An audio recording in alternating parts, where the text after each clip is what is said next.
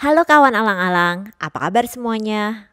Nah kawan-kawan, ketika mendengar kata belajar, kita kan sering mikirnya tentang sekolah, seminar, petuah, nasihat, atau hal-hal serius lain gitu kan. Padahal belajar berarti usaha mendapat kepandaian atau ilmu, sumbernya bisa dari mana saja. Alang-alang hadir untuk mengajak kawan alang-alang semua menimba pengetahuan dari pengalaman sehari-hari. Yuk kita belajar bersama hari ini. Terima kasih ya Bude sudah diizinkan teman-teman alang-alang untuk main di sini. Bude, sebelumnya kami dapat bocoran Bude ini punya hobi berkebun. Tapi sebelum kita ngobrol lebih lanjut tentang berkebunnya, mungkin kita mau kenalan lebih lanjut sama Bude dulu. Sekarang kegiatan sehari-harinya apa nih Bude? Oh, kegiatan sehari-hari saya cukup sibuk. Walaupun saya tidak mempunyai pekerjaan yang tetap, tapi saya pengacara, pengangguran, banyak acara. Pertama, saya aktif di Yayasan Perguruan Sumbangsih. Pada saat ini saya menjadi ketua yayasan. Yang kedua, saya aktif di Partai Gerindra. Saya di sayapnya yaitu Perempuan Indonesia Raya. Di sana saya menjabat sebagai salah satu wakil ketua umum PIRA. Dan yang ketiga, saya masih aktif urus teman-teman kalau mau reunian atau mau piknik-piknik. Dan yang keempat, saya urusan dengan cucu-cucu saya. Ada 3 orang yang saya ikut bertanggung jawab di dalam memonitoring sekolah mereka. Wah, cukup sibuk ya Bude. Uh, Tadi seperti yang saya singgung, kami dapat bocoran Bude ini suka berkebun. Sejak kapan itu mulai suka berkebun Bude? Kalau berkebun sih sebetulnya udah dari dulu ya, senang gitu. Tapi kan selalu nggak punya lahan atau bagaimana. Tapi sejak saya ditempatkan di luar negeri, di mana saya mempunyai lahan yang lebih luas, di situ saya mulai senang berkebun, tanam-tanam bunga atau sayuran-sayuran gitu. Waktu itu menanam hidroponik selama berapa lama Bude? Lama, cukup hampir setahun lah, saya setahun lebih mungkin. Karena terus nanti udah selesai ini, udah panen, kita mulai lagi dari awal, terus gitu. Sampai pada satu saat, kayaknya bosen ya, itu aja. Jadi terus kita rubah sama lain. Terus saya juga tanam bunga-bunga ya, banyak. Kemudian saya belajar lagi tanam adenium, Kamboja Jepang. Terus saya juga belajar dari salah satu teman bikin bonsai-bonsai yang kecil dari adenium. Waktu menanam hidroponik sudah berbagi juga dengan orang-orang Bude? Ya enggak lah, pan cuma sedikit. Ya paling apa ya kalau ada teman mau minta, tapi enggak lah. Hidroponik itu sedikit dan kita nggak bisa panen semua satu kaligus karena kadang-kadang kan matengnya nggak sama ya. Jadinya ya udah buat kita makan sendiri aja. Kalau adenium dan bonsai Jepangnya, Kamboja Jepang ya tadi? Kamboja Jepang itu banyak saya kasih-kasih. Termasuk yang di rumahnya Pipit tuh banyak dari saya. Jadi mulai berbagi ke orang-orangnya ketika menanam Kamboja Jepang ya Bude ya? Ya, karena saya coba nanam juga dari biji. Sebetulnya saya dulu dapat awalnya dari Veta, dari ponakan saya. Terus dia bagus, terus saya coba dibuatkan bonsai-bonsai gitu.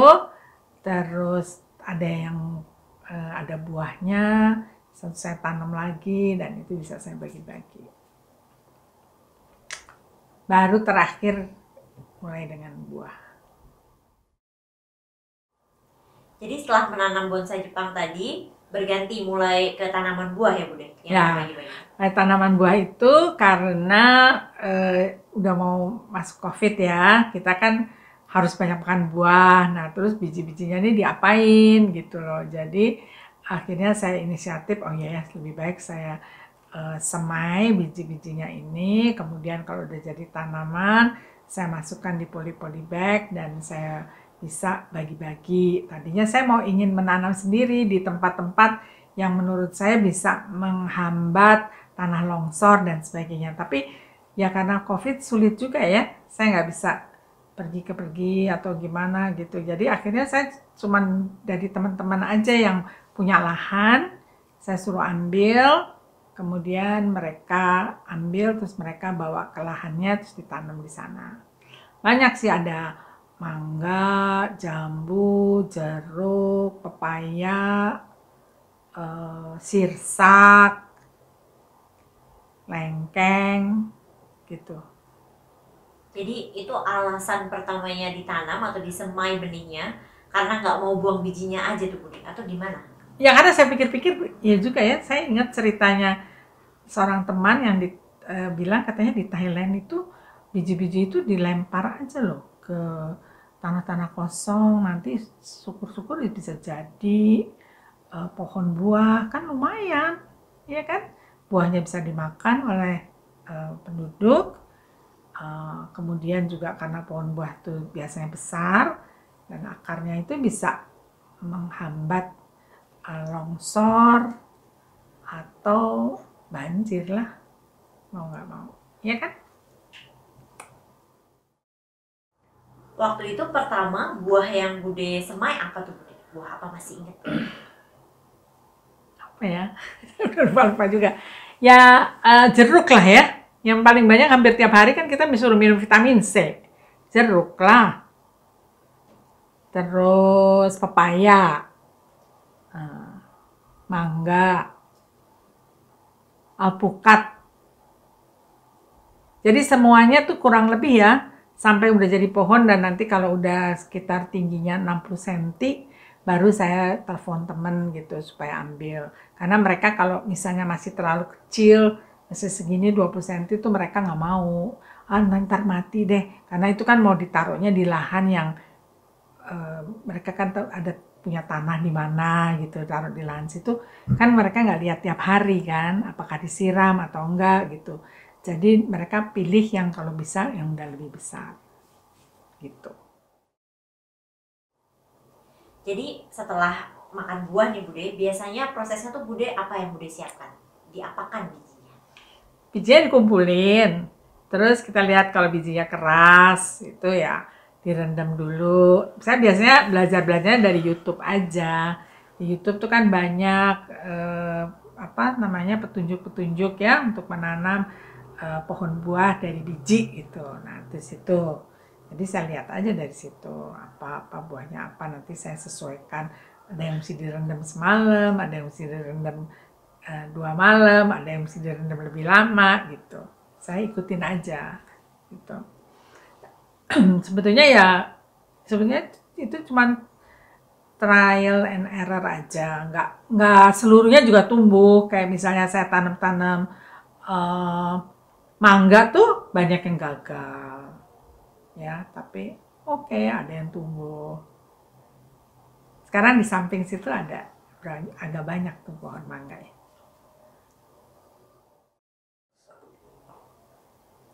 Jadi prosesnya setelah kalau ada yang keras direndam dulu seperti itu, langsung tumbuh tunasnya tuh Bude, atau diapakan lagi? Enggak, itu aja langsung dimasukin di tanah. Ditaruh jadi saya udah siapin polybag yang kecil-kecil sama tanahnya sama komposnya, campur, terus saya tanam gitu, nanti dia tumbuh sendiri. Kadang-kadang saya juga tanamnya di tempat penyemaian dulu supaya kadang-kadang kan nggak semuanya tumbuh kan, ya kan. Jadi kalau kita masukin di polybag, tahunnya nggak jadi. Jadi saya masukin di satu kotak yang dari styrofoam. Di situ nanti yang sudah bagus jadi baru saya pindahin. Media tanamnya tanah semua ya Bude?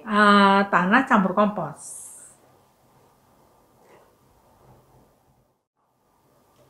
Tadi Bude sempat menyebutkan nggak sesemuanya tuh tumbuh gitu. Jadi Bude belajar juga ya dan tahu akhirnya kenapa beberapa itu nggak tumbuh Bude. Nggak tahu juga. Kadang-kadang udah semuanya udah diikutin nih sesuai instruksi di YouTube. Taunya kok nggak tumbuh juga. Ya udah. Tapi nanti lama gitu saya pikir ini udah nggak tumbuh deh. Tapi lama nanti kok tahu-tahu kok muncul gitu. Jadi saya juga nggak tahu deh.